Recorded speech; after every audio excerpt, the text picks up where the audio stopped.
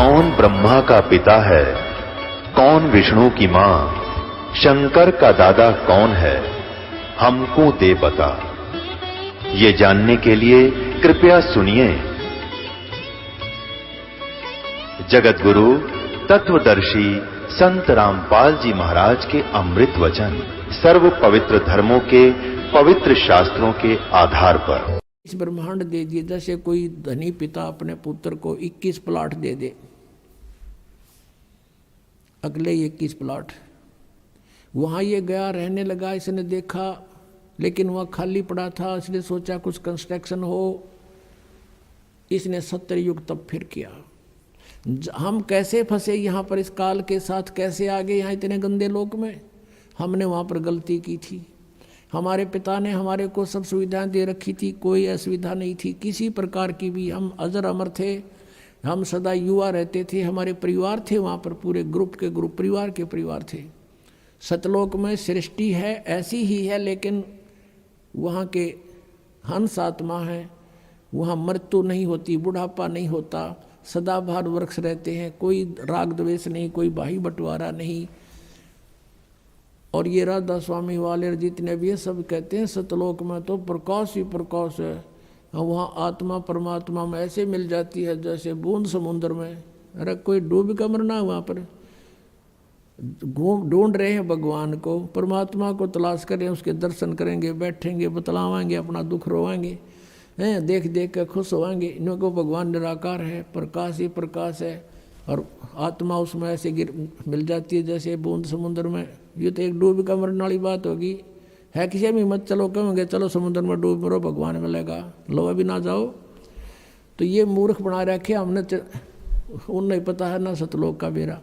इन जाने वालों ने पता है, उड़ा जाना उड़ा कुछ है को नहीं है। तो बात बात वो बनाओ, सुन लेते हैं श्रद्धालु। तो वहाँ पर सृष्टि है, एज इट इज है, भगवान मनुष्य दृश्य है, उसके रोम, एक रोमकूप में करोड़ सूर्य मिला दे, करोड़ चंद्रमा, इतनी रोशनी उस मालिक के वहाँ के रूप में। वहाँ से वो हल्के तेज पुंज का रूप बनाकर सरल करके यहाँ आता है। वेद भी बता रहे हैं, और ये 600 साल पहले परमात्मा ने अपनी महिमा आप बता रखी है कबीर वाणी में। तो वहाँ से वो परमात्मा ने आके खुद बता। तो हम अपने भगवान को छोड़ के, जिसने हमारे को सारा सुख दे रखा था, हम इस पर आसक्त हो गए। यूँ खड़ा होगा तब कर रहा था, और यूँ देखो देखो हो कितने इतने वर्ष खड़ा रहा, हो बड़ा कमाल कर दिया। अब हमारे ये बीमारी वहाँ से लगी थी बुराई। जैसे अब है एक हीरो या हीरोइन, अभिनेता अभिनेत्री, अपने पेट के लिए नाचा कूदी, उछलम कूदम, मेकअप करते, और हम उन पर आसक्त होते हैं। यहाँ एक बरुवाला में या हिसार में कोई एक्टर आ जा, नेता अभिनेता आ जाए, और देखो नौजवान लड़के और लड़कियों की लाइन लग जाएगी, हजारों की संख्या में इकट्ठे हो जाएंगे, और दूर तो देखेंगे वो खड़ा वो खड़ी, सारे दिन धक्के खा के नो के नो आ जाएंगे। बताओ वो खड़े तर वो खड़ी, तो उन्हें क्या मिल गया? वो अपने पेट के लिए भटक रहे हैं, और हम उनको देख कर आसक्त हो रहे हैं, और कहते हैं मेरा फेवरेट वो है ये हीरो, फेवरेट। इन फेवरेट न मार दिया हम, यूँ हमारा फेवरेट हीरो हो गया वहाँ पर सतलोक में।